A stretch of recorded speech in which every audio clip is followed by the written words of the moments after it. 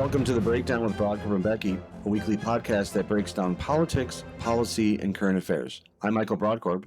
And I'm Becky Scherr. And we're here today with a very special episode. We are celebrating our 1-year anniversary. So today we're going to break down everything related to The Breakdown. We're going to give you some behind-the-scenes info on how we got here, what we've learned along the way, and our path forward. And we're going to break down some key moments in the history of The Breakdown. We are very grateful for you listening to us 1 year in. If you've been here all along, thank you for hanging out with us. If you're new, thanks for being here, and we encourage you to go back and to listen to some of our older episodes. And of course, let us know what you think. You want to hear more or less of anything? Any guest suggestions? We always appreciate the input. Thank you for joining us, and enjoy the show. Well, Becky, we're here 1 year later. Would you have thought we would still be doing this a year later? I mean, I was hopeful, but who really knew what it was going to become? This has been fun. It's been super fun. Are you surprised by how much fun it's been? I am. Starting out, I didn't really know what to expect. It was such a foreign concept of being on this side of things. And so I was unsure of how much I was going to enjoy it, if it was going to be forcing something that of being in this space. And I guess I like to hear myself speak. I like it a lot. That's great. We should explain to our listeners that our first episode, when it was called the Brodkorb Report, was on November 7th. So what we decided to do is, that was election day last week. I think it was the 7th or 8th. And so we decided to make sure that we produce some good content on election results and on the GOP presidential debate. But we wanted to just do one special episode kind of highlighting the past year, and that's what we're going to do here today. So our first episode was on November 7th, 2022. We have produced 65 episodes in that amount of time. We have not rested. We've produced a lot of work. And I want to note for our listeners that all of the podcast episodes, nearly all of them, have been produced and promoted by Becky and I. We have done no paid promotion. This has just been her and I. We had a producer that was helping us in our first initial shows, but Becky and I have taken it all on now, and it's a team effort. And every week we're cranking out content at least once a week. As you can tell by the math, there's only 52 weeks in a year. We've done 65 episodes. And so we have, aside from doing at least one episode a week, we've done topical episodes, bonus episodes when needed and relevant. And it's been an absolute gas. I've enjoyed this. The past year has been so much fun. On the production front, I got to give you some pat on the back here. You really kind of went into this head first and figured out what platforms to use, how to produce, how to edit, how to build the transcript, how to do all of the items that really it takes to have a product, to have this put out into the universe. And so I'm really grateful that you took that time, took that energy and do that every week. I know it's been a big undertaking. So thanks for making this all possible. I'm glad to be a part of it. But it's well worth it. When we started, it was called the Brodkorb Report. And we should explain to people that kind of how we got started doing this was a group of, Becky and I have worked with each other in the past and all throughout the last 10 plus years. But it was a group of colleagues, friends that we know that encouraged us that they needed to get involved and do a podcast and be a part of this conversation. And so we teamed up to do it. Again, let's go back because I'm still sensitive about this. The Brodkorb Report. That's what it was originally framed as. And you were involved from the beginning. Mm-hmm. And I didn't like the name the Brodkorb Report. And I said that, I think, in one of our first recordings. I never liked it. Now, that was a suggestion that was given to us to name the show, but I never liked it. I never liked it at all. Well, I gotta say, I was fully supportive. We kind of built out a couple different options. It made sense. It was catchy. And hey, I got the moniker, the voice of reason. I mean, zero complaints here. Anytime I can put that on, on a badge and wear that proudly, as a voice of reason, I'm going to take that opportunity. So it worked. It was, a thing. And I think it was nice, it allowed us to have this evolution very, I think, 6, 8, 10 weeks later when we decided to evolve to the Breakdown with Brodkorb and Becky, and kind of, I think a lot changed relatively quickly as we got our feet wet. I don't think anyone was when people were encouraging us to do the podcast, it wasn't a reflection on all the great podcasts that are out there, but just providing a different kind of perspective. And one of the things that we've tried to do is, aside from being able to carry a show ourselves, we've really tried to focus on guests. And I think the journey over the past year has really been, from my perspective, one of the things I want to highlight is the guests and what that experience has been like. And I think that's unique. I think a lot of podcasts, what I've seen and observing them, and I'd like to get your take on this, is a lot of it's host driven, that they're talking and they're having conversations. But I think very early on, and even in some of the planning stages, one of the things that we wanted to do is we wanted to have a place where there could be discussions. It wasn't screaming and yelling. That would come through our food fights and some of your football picks, which we'll talk about later. But with our guests, just creating that space where people could talk, where again, this we're not recording on a tape.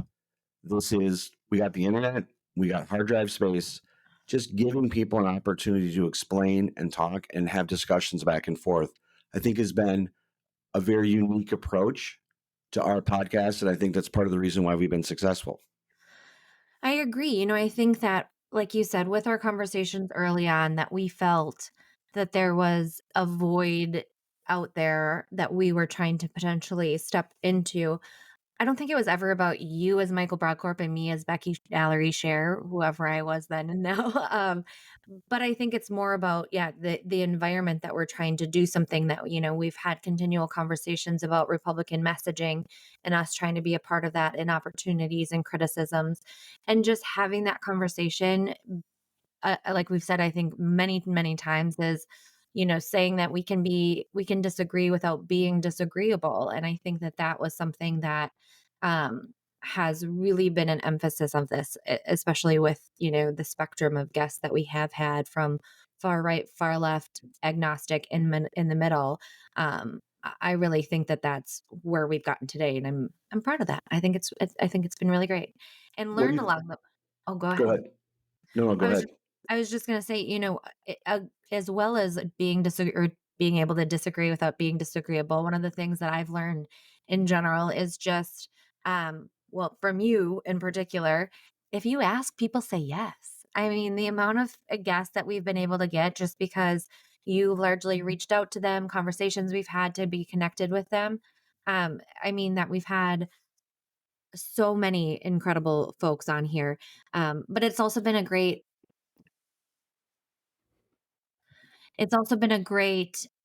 way for me to keep on top of what's going on and reading, and and just keeping my feet wet there and learning. I've learned a lot. I've learned a ton from our guests and the conversations we've had.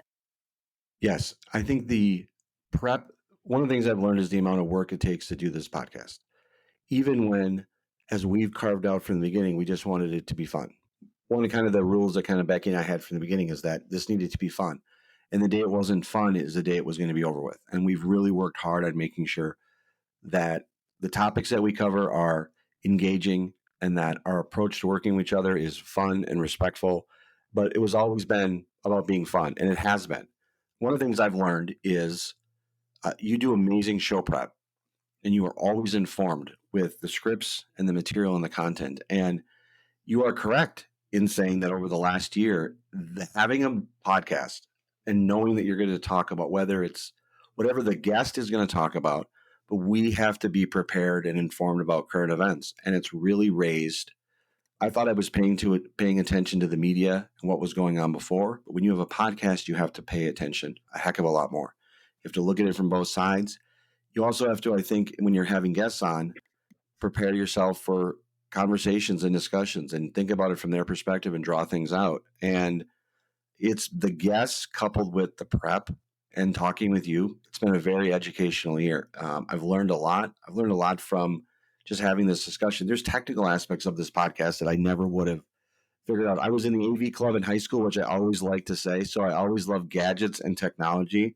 There's a lot of technical aspects of this show that we've learned, that I've learned, and that I just love doing, whether it's the audio, whether it's the clips, whether it's designing the graphics, all that stuff we've done in house. And it's been just an absolute gas to learn how to do and be fun. The one thing I do want to say is that there is a lot of programs out there, and I'm not going to pitch any on air or share anything, but one of the things that I think we've tried to do is we always want to be value added to our guests. We're not trying to bring them on to ambush them. We're not trying to bring them on to create problems or put them in a tough spot or anything. We're trying to have insightful conversations, discussions.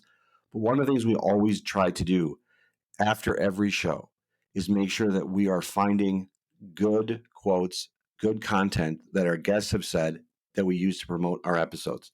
Some of that you can do via AI and some other type of automation, but Becky and I have made the decision on the scripts, on the transcripts, is that we're going to spend time after each episode making sure that we're promoting exactly what our guests said, their position, even if we disagree with it, and use it as an opportunity to showcase what they've talked about. Because we can talk about this more, but every time a guest comes on, they're taking time out of their day to talk to us. And it's important that we spend time promoting and advocating for what they said during the show because we want them to come back. And I think that's one thing that I guess I won't speak for you, but I think comes from our experience kind of being on the other side of things, working for electeds or leaders of some sort. I've certainly been in situations where I've worked for a boss. We take 20 minutes out of our day to do something, and we get there, and the questions are so generic. You can tell the interviewer does not have didn't put in any work to ask them something thoughtful about what they said previously or what they're acting. They're just kind of like, what's up? What's new? What are you working on? And I think that it is a level of respect we're trying to give to the folks we're talking to. It is also, just letting them know like, hey, we want you to be here for us, but also for yourself. And I think there's been, opportunities. I certainly know that maybe if we jump into kind of maybe some mistakes we've made along the way. One criticism I've heard is that we're sometimes not hard enough on our guests, but I don't think that's what we're seeking out here to do is to get gotcha questions or anything. I think we're trying to have those insightful conversations. And from that, I think there has certainly been things that have been said on our show that if we wanted to take it a certain route, we could pull something a little more controversial or gotcha-esque and promote it that way. But that hasn't been our way about doing things. I think we've tried to be respectful. We've tried to be, as you said, value added, have those conversations and make sure that we're just kind of um, putting more out there to educate, to inform, to have folks have access to a conversation that they maybe didn't have access to previously. Yes, there's no question that based on your work experience and my work experience, we could invite guests on the show and splice up content and release it. And all we would be doing was be making trouble for our guests. And that's not what our intention is. Our intention is to whether it's a Democrat, whether it's a Republican, whether it's a journalist, whether it's an average citizen who's come on, someone who's not as versed in speaking in public or talking, we have tried to accurately portray and promote what their message was on our podcast and what they wanted to discuss. We obviously disagree sometimes about what our guests say, but we've tried to be value added and be helpful and promote and recognize that our guests do not, there's a lot of places they can go to talk. And we want the ability for guests to not only feel that we respected them, that we accurately portrayed what they said, that we didn't engage in any tomfoolery or monkey shines when it comes to their quotes, but that we were respectful of both their time and their decision to connect with our brand. People do not have to come on our podcast. There are a lot of opportunities. Not only is it very easy for an individual to just set up a podcast themselves and do it with technology and software, but there are a lot of good options out there in the Twin Cities for podcasts. And every opportunity, every time a guest has said yes, that's an honor and it's a privilege to speak to them. They're taking time out of their day. I think the last thing that we would ever want to do is take someone's time and opportunity and have them come on our show and then promote or distort or create problems for them after the episodes get over. And one of the things I want to point out is that we discuss this in nearly every one of our interviews, either on the air or after. And every one of the guests that has come on our podcast has agreed to come back on. It's not because we're just going to sit back and let them say whatever we want, but it's because the experience has been respectful. They've been treated with respect. The conversations have been respectful. We don't cut people off. We don't talk over each other. We give everyone the space and the opportunity to talk. And I think that's been part of the reason why we've been so successful, Becky, is because there's a lot of noise out there. And what we've tried to accomplish, even coming from the perspective of partisans, you're a Republican, I'm a Republican. You so maybe more than me in some instances. But we put that aside. And I think our only criteria for guests is they have to be respectful to us. We'll be respectful to them. And they're people that we're willing to invest and promote their brand and their perspective on things. And that's been our only criteria. But it's the working relationship, particularly between you and I and our guests, has been very productive. I have not heard, and not to put you on the spot, but I don't know if you have, I have not heard from one guest who's ever said, I don't want to come back on. I haven't heard from a guest who hasn't played a role in retweeting or sharing or recognizing that their appearance on the podcast was productive and respectful. Doesn't mean there's not going to be controversy generated. There's been a lot of guests that we've had on that have created controversy. This is politics. We're talking about sometimes some hot topics, but I'm really appreciative of the people that have come on, but also their relationship and how they were treated, that they were willing to come back on future episodes. Yeah, and I think, again, you and I have been on the side of things receiving media requests and have said no to many media requests back in, along the way. And uh it's just been awesome that we, think of the spectrum, and I know we'll chat up a little bit more about guests here shortly, but that we've been able to get yeses from, Walter Hudson and Lee Finke and Steve Simon and Aaron May Quaid and Tom Emmer. I mean, it's just the spectrum of which our guests have fallen. Um, it's been incredible that we've been able to have something that folks from all aspects of the political life, the news life, have been saying, yeah, okay, this is something I want to do, and use some of their precious time. It's been pretty cool. We have had 65 episodes by the time of this recording. So this will be episode 66. We've had, depending on how you count it, I count guests coming back. So my count is 70 guests. 70 guests over the last year. And those are people that have come back a couple times, that have been guests multiple times. And that's unique. I'm appreciative of every guest that has come on. And we'll talk more about guests here soon, but I just wanted to give those stats again. 65 episodes as of now. This will be episode 66. And we've had, by my count, 70 guests. Don't fact check me. I think I've done it the most fairest way I can. And we've had great success both in downloads and plays. And boy, there's just a lot for us to be happy about right now. I am happy. Okay, what mistakes did we made? That one's tough for me. Not for Like me, I it's said, not. oh, you go then. I'm pressing record. Uh, yeah, I guess that's fair. But we learned from these lessons. Pressing record. Yeah. There have And been a it's couple a times. crucial part.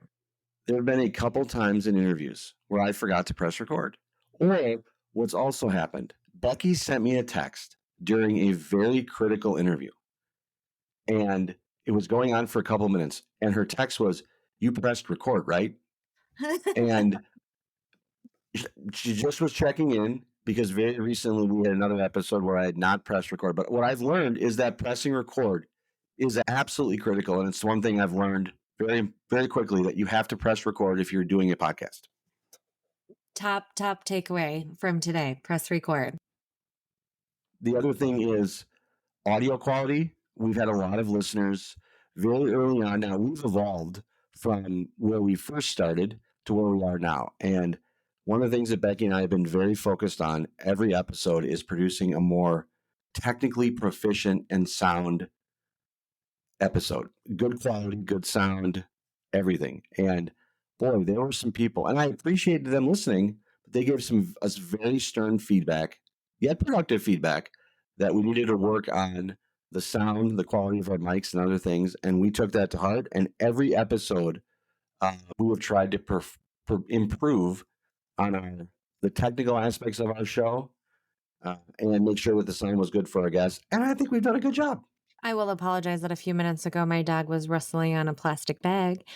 So there are still hiccups here and there, but we're sitting here with microphones and headphones. Certainly not the, taping off the just microphone on our computer anymore. things are definitely on the up and up, and as long as the dog is acting accordingly, we're here to stay. Yes. One other mistake that I think I know I've made, but was pointed out very sternly by Jeff Cole, the Honorable Jeff Cole, who's been on a guest multiple times, is that we can't be too scripted. Becky is, as I've noted, fantastic with show prep, and we produce scripts and content for every episode. And we had a couple of episodes where Jeff was guest hosting, and he made it very clear that he felt some of it was too scripted. And I think there's been some examples of where, particularly with some of our interviews, we expected to go one way and they went another.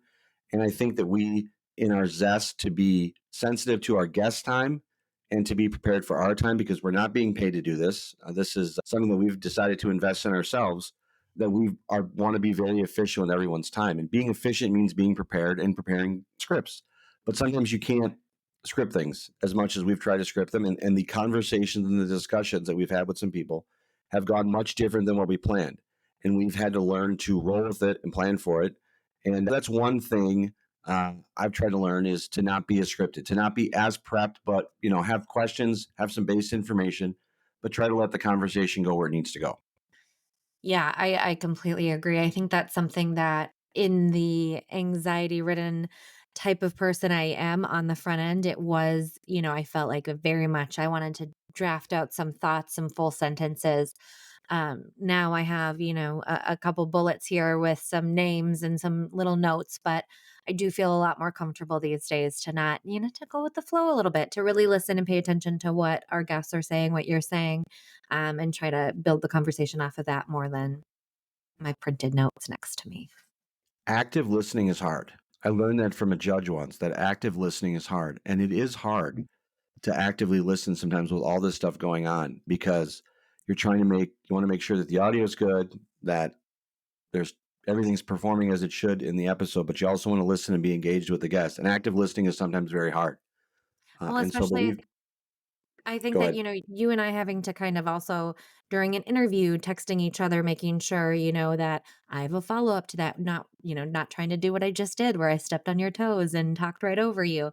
There's a ton going on. So, yeah, it's definitely been a skill to develop throughout this.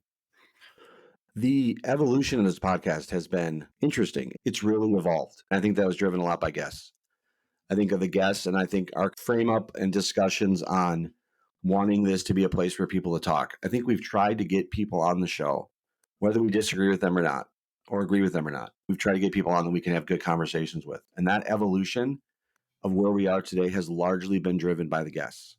The only other big evolution has been your name. You used to be Allery, and now it's Scherr. So that's one big evolution. Yeah, we're really getting into it, I got married officially. We're having the big bash here in a couple weeks, and so big name change over here. But I do want to kind of maybe jump in here. So our guest totally is why our podcast has, I think, evolved significantly. I want to jump into, a couple of our favorite interviews. I'm interested to hear if you had to say, top one or two. Obviously, they've all been enlightening. They've all been incredible. I feel really, like you said earlier, privileged to have these conversations and have learned and so much from so many incredible Minnesotans. But what would you rank, maybe top one or two guests? Again, as you said, all of our guests have been fantastic. I think the interview with Scott Jensen was incredibly important. I don't want to take away from any of our other guests that have been on, but the Jensen interview really triggered, I think, a broader discussion inside the Republican Party and in the public that I was not prepared for. First and foremost, I would say I was very critical of Scott Jensen's campaign when he ran for governor in 2022. Becky, say your favorite thing you like to say. I know you even endorsed Tim Walz. That's right, I did. Stand by my endorsement. But we reached out to Scott Jensen after he authored a commentary piece in the Star Tribune about abortion, and we had him on, and it was incredibly informative. That was another example of where we had that interview scripted, and did not go where we expected it to go. And so that interview with Jensen was an opportunity where I think it was a longer show than what we normally do, and we let the conversation go. It was very important to us that he got an opportunity to speak, as it is with every guest. But I think there was more of a history with Scott Jensen than there was in any of our other guests in terms of that kind of combative style that I particularly had with him. And so it was meaningful from the standpoint of that he got to say a lot of things and got to say it on our podcast. And it broke some news, it made some news. It also led to some further discussions with a great panelist of guests, Kelly Fenton, Jovovich, and Leslie Rosedahl, about where the party goes.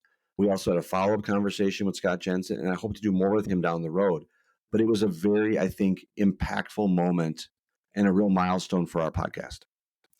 Absolutely. I mean, I think, first of all, it goes back to the earlier point. If you ask, they say yes. I think we were a little blown away that we got such a substantial, comprehensive interview with the recent gubernatorial candidate for the Republican Party of Minnesota. And I, as you said, it really was one. I think we went in, we had so many conversations ahead of time, prepping some questions on the route that we expected it to go down. And I think if you listen back, and if you haven't listened to this one, I certainly think you need to go back and listen. But I think I mean, there's quite literally a time where I think we were all a little bit speechless because we were it had so taken a different turn than we were expecting in a positive way, in a really impactful way.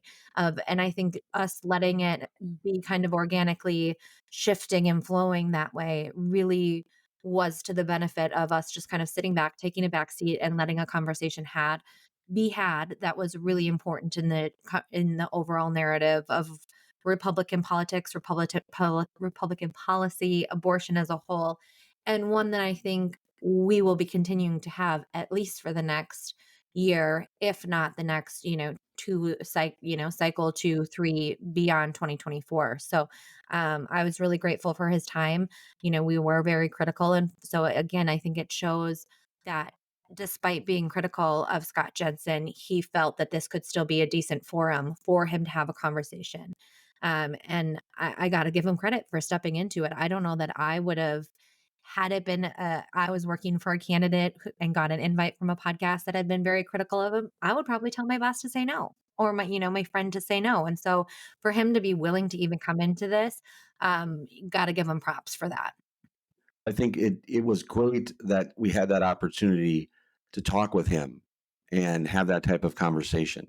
I think that it's very important, and I'm going to keep going back to it, just the discussions in the safe space. I think that's important, is that right now, there's just a lot of noise out there, whether it's on social media and other states, and having an opportunity to give someone like Scott Jensen to just come on and just like take it away.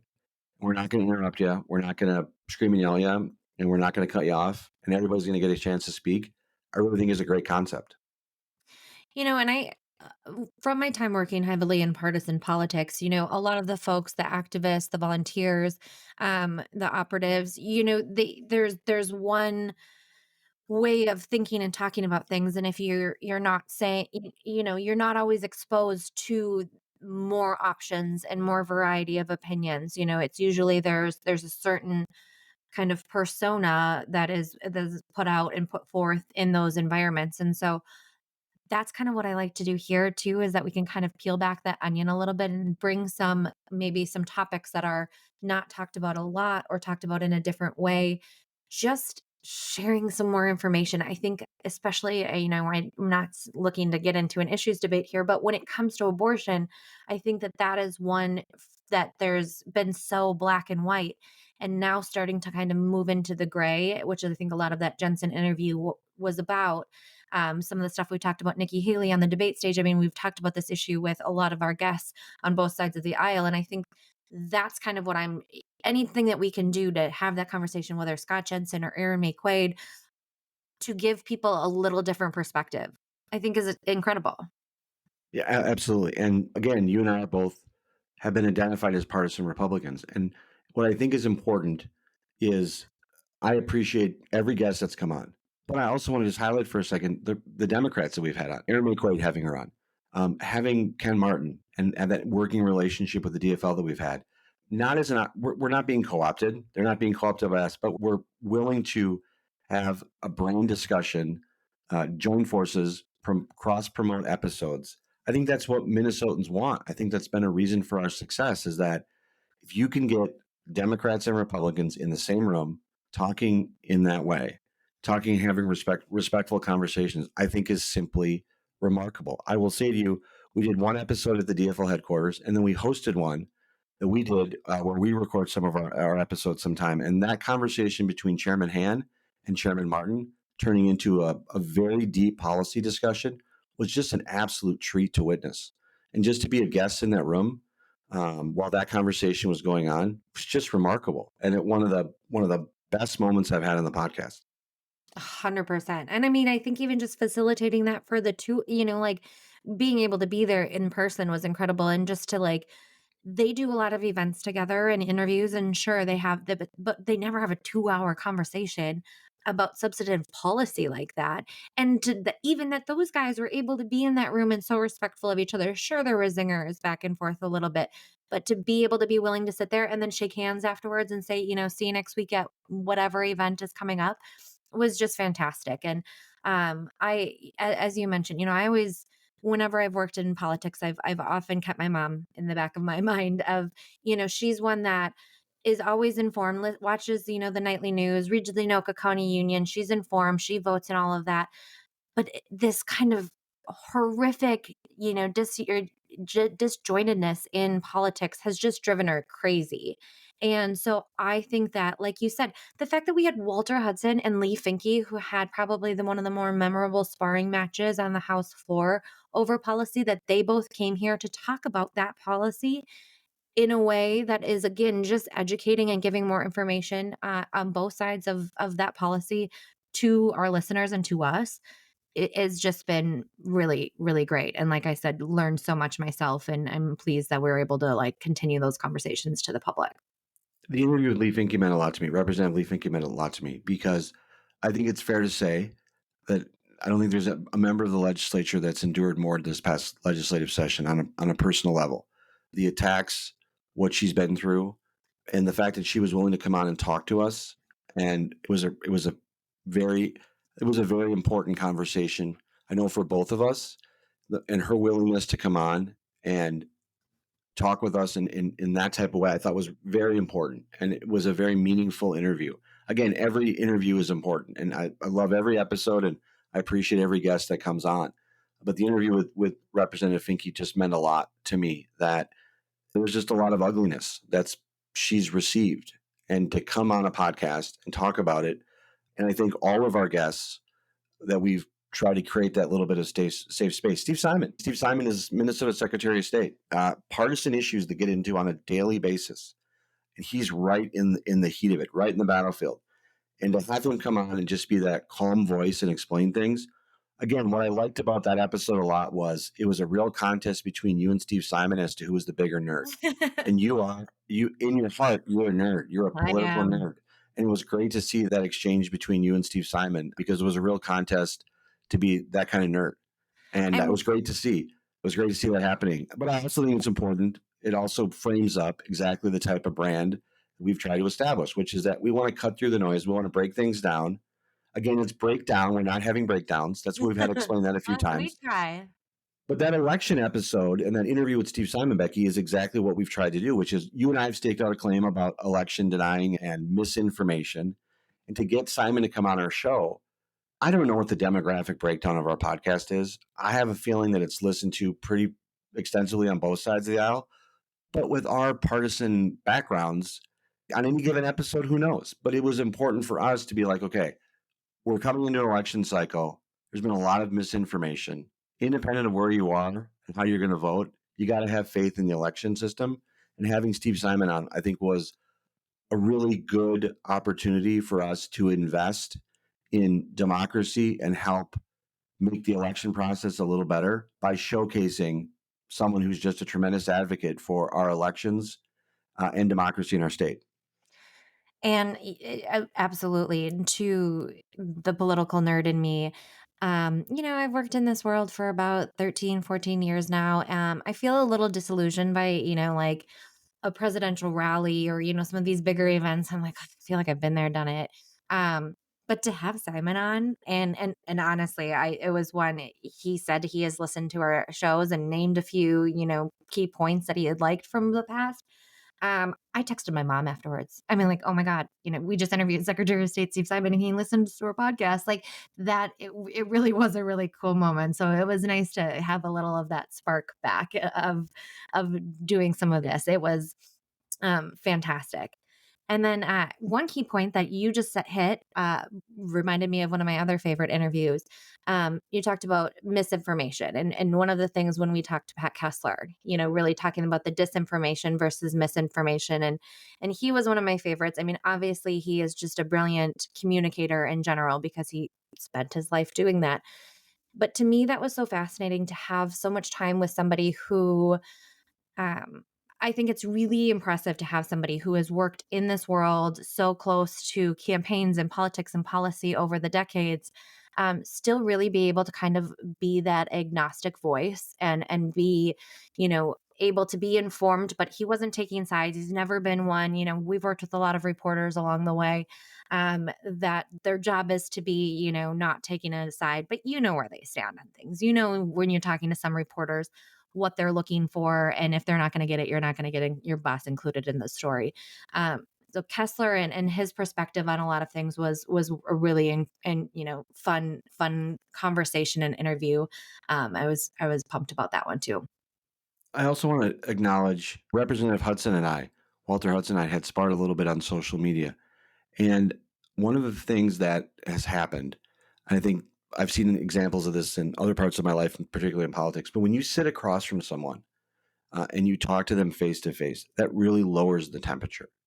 And the advantage that comes from us speaking with Democrats and Republicans and all the guests that we've had is it really lowers the temperature. And my exchanges and conversations with Representative Hudson have become incredibly much more respectful. I don't agree with him on everything, but I'm willing to recognize and appreciate his perspective. We've had him on multiple times to provide some analysis on the GOP presidential debates. We hope to have him on in the future. That's an example of how the podcast can be so beneficial to both the political conversation, but how you look upon people. Because when people come on and they just talk to us, we're having that conversation. And again, our perspective of wanting to elevate our guests, have good conversations. Every time we leave, we feel a little bit more connected to them. And that makes our kind of our overall approach to politics so much more different. And we're trying to offer, I think, that good, fresh perspective and recognize that we can disagree with people, but not hate them and be so obstinate with them. One other interview that I thought was very important from us, just from a process standpoint, was getting Dean Phillips on the podcast. What that meant to me, I think what it meant to us was that it was a national candidate running for president. And we were able to pull that off. We interfaced with the presidential campaign, got him on the podcast, and pulled that off. He went from CNN to our podcast.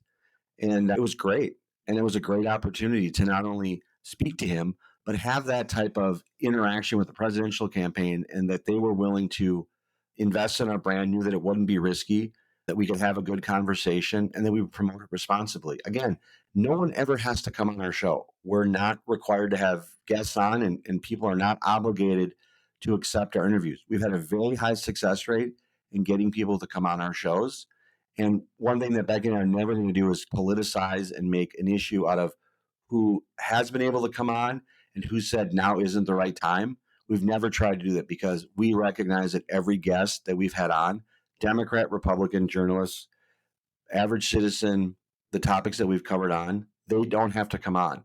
But we've been so appreciative of it. And we hope to have more of those types of guests on. But just from a process standpoint, you and I both understand politics extensively, and getting a presidential candidate to come on, having them come on from New Hampshire, and literally, I was in my living room and CNN was on, and I knew 15 minutes later that guy was going to be on the podcast, and that was really fun to have happen.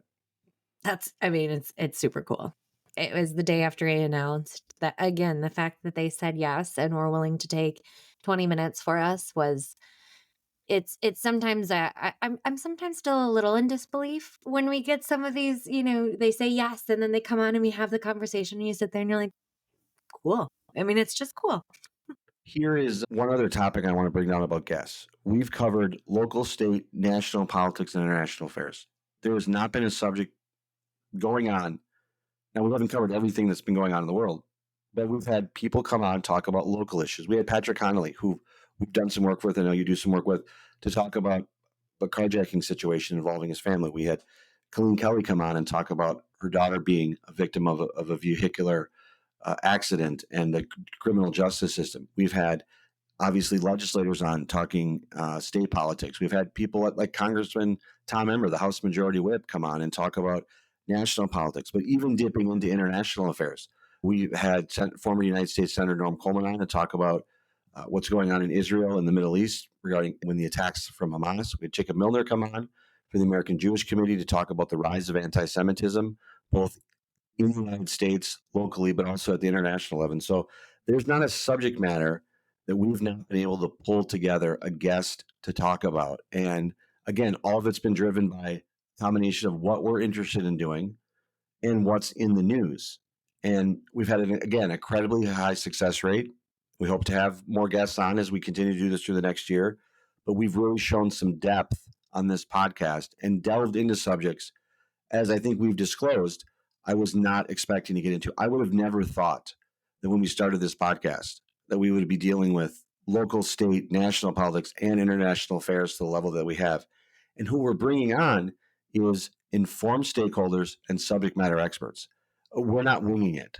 We're not getting on and engaging in a quick search of Wikipedia before we talk about those subjects. Becky and I are trying to get, as I said, informed stakeholders and subject matter experts on, and we're going to continue to do that. Yeah, I mean, yeah, if you told me we would be talking to Senator Norm Coleman about a terrorist attack in Israel and what that means for Jewish Americans, Jewish people worldwide, I mean, never would have crossed my mind.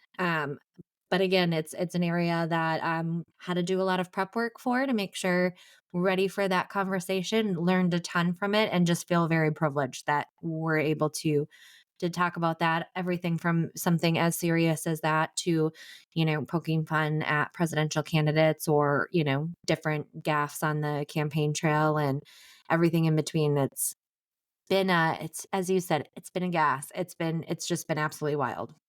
And one last point on the guest subject before we move on for our plans for the future. But we've also we've recognized the need for breaking news, and we've tried to pull together guests that make sure that aside from our regularly scheduled guests, as we've said, we try to produce weekly, and we have produced weekly episodes.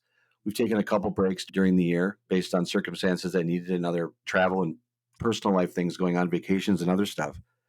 But we've done a number of special bonus episodes, and those special bonus episodes have been focused on breaking news.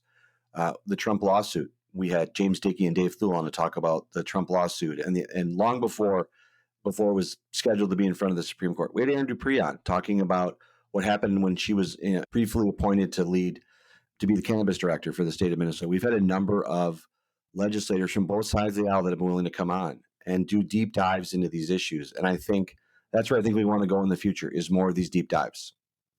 Absolutely. David Fitzsimmons was another one of my favorite ones recently when the whole speaker debacle was going on in DC. And again, I think it maybe highlights that this isn't something we can just sit down one day, tape 5 episodes, and we're done for the month. This is something we're every week studying, every week reaching out, every week doing something to continue to provide a service or provide a product to anybody out there that we're so grateful listens.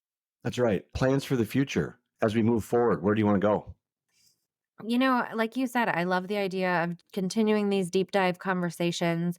I love the idea of continuing to bring in different perspectives. We've talked, I think a couple of ideas that I'd like to come back around to. We've talked about bringing on some young voters, both sides of the aisle, having conversations, maybe doing something, having a little bit more of similar opportunities like we did with David Han and Ken Martin, where we have two folks on to speak about, not in a combative way, but again, having respectful kind of dialogue of people of opposing viewpoints.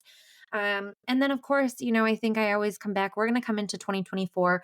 There's going to be campaigns starting. I think that's obviously very exciting. And I hope, again, while when we're talking, we want to talk to Republicans and Democrats. I hope there is something to provide or to have conversations about the Republican messaging side of things. I think that, is something that we've talked and had lots of conversations about, and there's going to be a lot of opportunities. And I'm hopeful that, Republicans are setting the groundwork and framework right now for what that is going to look like in 2024. We know that of some of the issues that are going to be top priorities. And so continuing to have conversations and hopefully playing a, it'd be nice to see some evolution and some growth amongst our candidates. I think there's a lot of good things happening within the Republican Party, our candidates and that system. So I'm still hopeful that Republicans can, pull it together for 2024 and beyond. But I'm not saying that as in I'm supporting President Donald Trump. I just want to clarify that as well. So I'm speaking more locally, statewide here than on a national scale. But what's your thought? What are you hoping for as we move forward? I think a couple things. One of the things that we've done a really good job is of breaking down these issues, and I think we need to have, particularly on some subject matter on topics. I think there's an abortion episode in our future from a couple different perspectives that I think we need to get into. I think would be very insightful.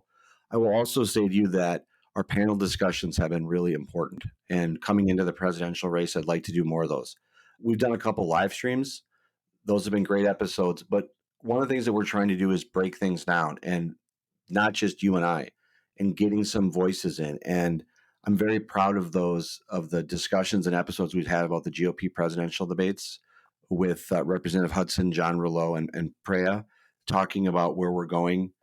And each week or after each debate, doing one of those episodes has been incredibly important and providing a fantastic service, I think, to our listeners. And so those are the type of things that I think we're going to go to more. I'd like to see us do more, is really break down some of these subjects and also have there be a little bit more of a back and forth and a debate. One of the things, as you've pointed out, is people have said we've been far too nice.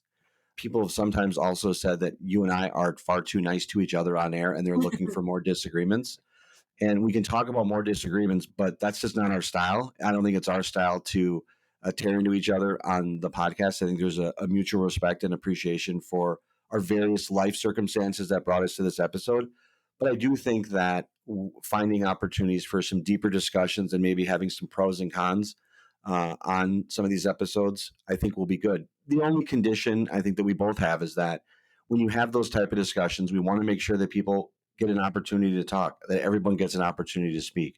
And I don't want to have episodes spiral into a shouting match, but respectful conversations from both sides. And I think that's an opportunity I think we're going to go. I will say, without mentioning any names, we have some very good high profile interviews coming up within the coming weeks and months that we've already got on the schedule. And so there's a lot of good things coming for the breakdown of Brodkorb and Becky. One last thing, I've had a number of people say to me that we should do more is talk about our backstories.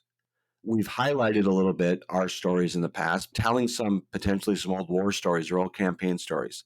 We have relied extensively and heavily on your congressional experience and working in Congress. I have never had that opportunity.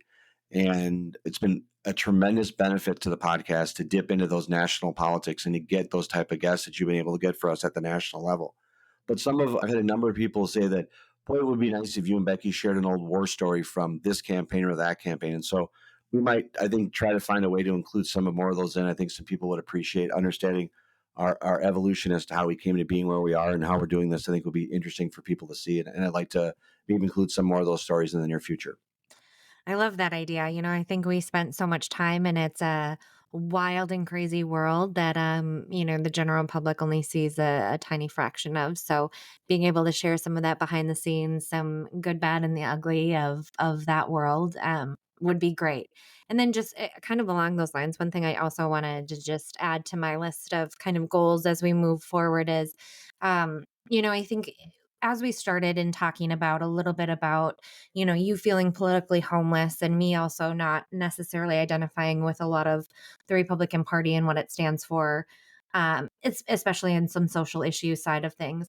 Um, one thing that I maybe just will hold with myself, but also in our conversations, I like the opportunity with some of our guests, with some of our listeners, is kind of just that we are able to provide a different view of Republicans, that not all Republicans were there on January 6th storming the Capitol and are on, President Trump can do no wrong side of things, that we can be a little bit more reasonable. We can be disagree without being disagreeable. We can have differing of opinions on important policies that move our state, our communities, our country forward.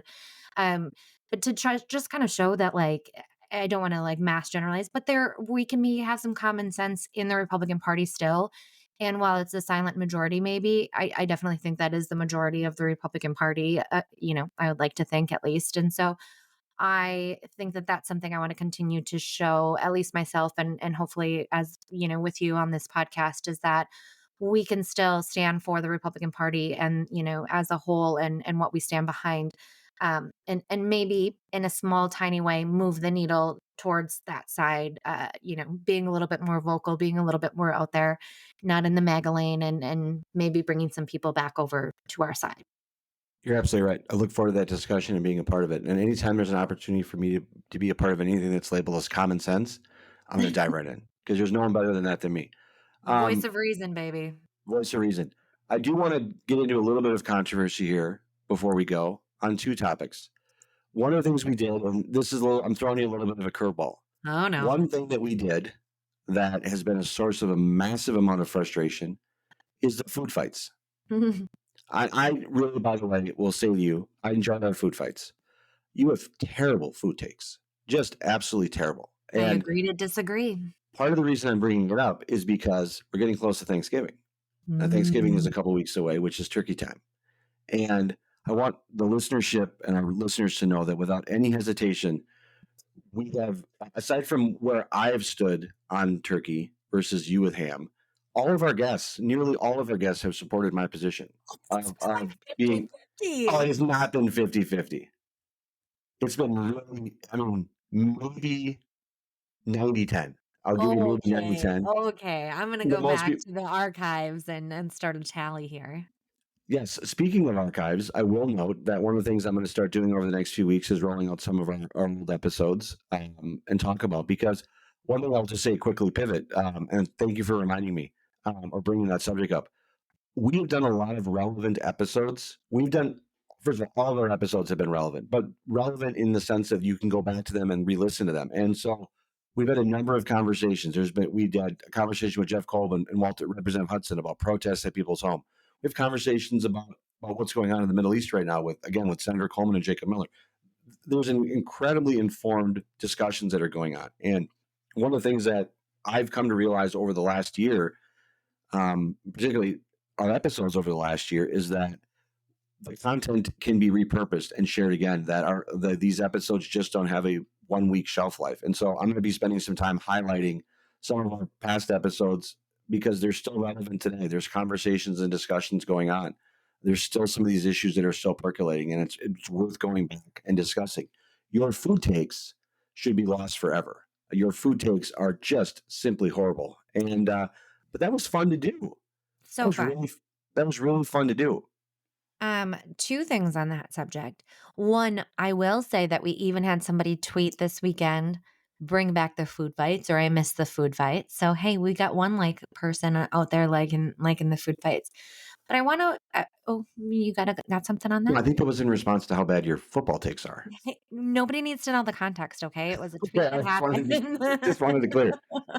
um, but so I want to chat about Thanksgiving and turkey versus ham. So obviously we're eating turkey on Thanksgiving, right? So Are this is you? gonna be a thing. Yes. But you were saying that you're okay with ham as like a pre-dish. So like does your family gonna have like a ham appetizer before your turkey dinner? Can I've been There thinking a will lot about be this lately. there will be first of all, it's Turkey Day, but there will be a ham there for those who want an additional option, and I don't have a problem with that. I don't believe that ham has any main role in a meal at all. At best, it's a starting act, it's a warm-up act, it can play a supportive role. It's not a main dish, but that's it. It does nothing for me, absolutely nothing for me. I got one follow-up because so our big wedding celebration is in a couple weeks. You and your wife are coming. And so the options were chicken or pork. Now, you chose chicken. So I gotta know, is this like an anti-pork thing as a whole, or just you tend to lead towards birds over pork, over I pigs? I have to tell you that based on the strong public position that I've taken on ham and the You did fights it that out we've of had, principle? I did it completely out of principle. There was no way I was going to pick pork. You knew I was gonna N come out for you if you chose pork. there was no way I was going to pick pork because that was going to come out at some point, and I knew that's data only you would know, and you and your husband would know, and there was no way I was going to get that out. And I I didn't want people to be taking pictures at my plate. I got to be consistent. They said there's no safe place for me now. I can't ever have a ham sandwich. It's got to, So no, I it's I do wish I could take a picture of, like, the place card with, like, a pig stamped on it yes. instead of that chicken, but you took that away from me, but So respect. turkey for Thanksgiving, you'll have some turkey. Yeah. Yeah, I mean, but I can't wait for the ham on Easter, so we're good. yeah. No, it's just terrible. That's where it started. It started. That's where the food fight started. Was a Sure disagreement did. with your pro ham position, and it led to months of episodes, months of segments where we went through a variety of topics about food, and I just came to the realization you have very bad food takes. Well, before we end our show here with our my poor football takes lately as well, I got to give a shout out. So on Twitter, Melanie Myers has often chimed in on our food takes, and I believe if I remember correctly, she is Team Ham. But she wrote, wondering our take this week on Christmas decor. So I got to know, what does the Brodkorb house do on Christmas? Is the tree up? Is it post Thanksgiving? Does it go into January? Our listeners are dying to know. It's first of all, there's a cadence to this, and the person that she was citing was Brian McClung. He lives in Egan, where I live. If I could report him to the city, I would, but I'm not that type of person because your Christmas decorations shouldn't be up right now. Your Christmas decorations should be up, starting to be put up after Thanksgiving, those few days. So no, my Christmas tree isn't up. It will be up that couple days after Thanksgiving. We'll get our Chris. We'll go cut down our Christmas tree the day after Thanksgiving, and and those decorations will be put up. I will disclose that we do have a couple Halloween decorations still up in my house that we're gonna get. They're gonna get cleaned up today, but there's no Christmas decorations up right now. That's absolutely inappropriate. And if it could be against the law, it should be. How about you? Well, I respectfully disagree. I Of do not course you have do. I do not have my tree up yet, but as especially as we went in through COVID and then, moving into being pregnant and having a baby, I feel like the Christmas tree comes out a little earlier every year. So we're pulling it out this week. But I also have to say, so we're getting married in a couple weeks, which apparently just going to continue to mention on this podcast. Um, and that's at the beginning of December. It's the weekend after Thanksgiving. So I feel like if I don't get it up now, it's not going to be until like the second week of December. And that's just not enough time. I need a full month at least now. So we're going to get it up. I also have a 15-month-old, so it's probably just gonna be lights on a Christmas tree and not a lot more because I'm not exactly sure. I have to imagine that he's gonna try to climb the Christmas tree based on his climbing antics. So we're just gonna go a little light this year. I am, however, usually by about the first of the year, we do take it down. We don't go well into January, but Not speaking bring of on the joy, Christmas tree and the your lights football and the picks. joy and We have to man, spend just what a is couple minutes on your football picks for this week. You are in a very bad spot, I and I got to tell am. you something. You came into this cocky, full of swagger. Had to be. You Come on. you have just completely blown it. You know? We have a pick'em league in for the breakdown with Brodkorb and Beck. We have a pick'em league. Becky has never been in first. She claimed technical difficulties to begin with, but now you have. There was a time where, and I think you might have said this on air, that you expected to come back and be overtake and try to claim to be in some position to be in first place. You are in a distant third place right now. And I made it very clear from the beginning what was my objective for this season. Just to beat me. Beat you, and that's it. Make sure you don't Well, win the league and be you. I don't have to win. As long as I beat you, that was my only objective. And right now, if math is correct, almost 10. I have a 9 game lead right now over I am you. aware. I am aware, and it is painful. And so much so that under topic number 6, Pick'em League, my note is, why is Becky so bad at this in our script today? So, a few short weeks ago, I was only down by 3. I was really coming back, feeling really good about it. Yeah. And every week I've lost 1 or 2 since then, and it's built up to being 9 back, and it is sad, and I do not feel good about it. And I want to pretend that there is a lot of time for me to come back, but the facts of the matter is it's not looking great for me. So I'm just going to pretend to be bright and cheery and keep my fingers crossed that you really drop the ball here soon, please. Yes. Um, I will just point out part of the reason that I have picked up games is because I always pick the Vikings to win. I have yet to pick the Vikings to lose this entire season. You are approaching it from a very logical perspective, and I don't fault you at all from a logical perspective. And you're picking the Vikings to lose some of these games. It's just I not going know. to happen. And so I've really hit a good streak here over the last 5 games where the Vikings have won 5 in a row. A couple of those games that you had picked them to lose. You picked yesterday for the Vikings to lose to the Saints. They won in commanding fashion. Yeah. And once again, we're recording this episode, and I'm in full Vikings regalia because, as I do Mondays after the Vikings play and they win, I always wear Viking garb, I and mean, I'm sporting it right now. I really should like take a photo of this. I'm dressed in all black. You have, is that a raincoat or is just yellow? It's just a sweatshirt. Yeah, yellow, Vikings yellow, purple emblem on it, purple hat. All get up. Do you got the Viking shoes on? I do have the Viking shoes on. See, there we go. I mean, I am wearing black shirt, black pants, and I got some gray slippers on.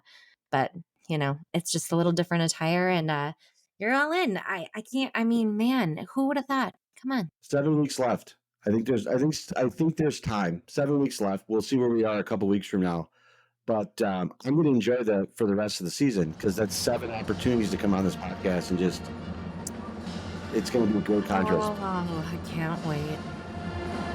Becky, I want to say in closing that I want to thank you for being a part of this over the last year. I couldn't imagine doing this with anyone else. It's been a wonderful experience to get to know you, to have conversations with you. You have been just a tremendous partner in this podcast and a great co-host. I've said to you both in text messages and on previous episodes, you are fantastic at this. You facilitate panel discussions in these podcast episodes better than anyone. You are always prepared. You have a great script. You have great questions, and you just do a fantastic job. And you have been such a good partner in contributing to this podcast being a success. And I can't imagine where we're going to be a year from now. But I just wanted to say to you, thank you for all that you've done and for continuing to do this. 65 episodes, 70 guests over the last year. And we're in a great position going forward. I just wanted to compliment you and say thanks for all that you've done. Well, and right back at you. Like I said, it literally would not have a product out every week, podcast episode out every week, multiple some week, despite all sorts of life things going on. Your ability and dedication to making sure we get a good quality product out on all our channels every week is just fantastic. So super grateful, great partnership. It's been fun. Can't wait to do it more, and I'm excited for some of our upcoming episodes. We want to thank you for listening to The Breakdown with Brodkorb and Becky. Before we go, show some love for your favorite podcast by leaving us a review on Apple Podcasts or on the platform where you listen. You can leave a review or give us a shout out on our website or across all social media platforms at BBBreakPod. The Breakdown with Brodkorb and Becky will return next week. Thank you again for listening.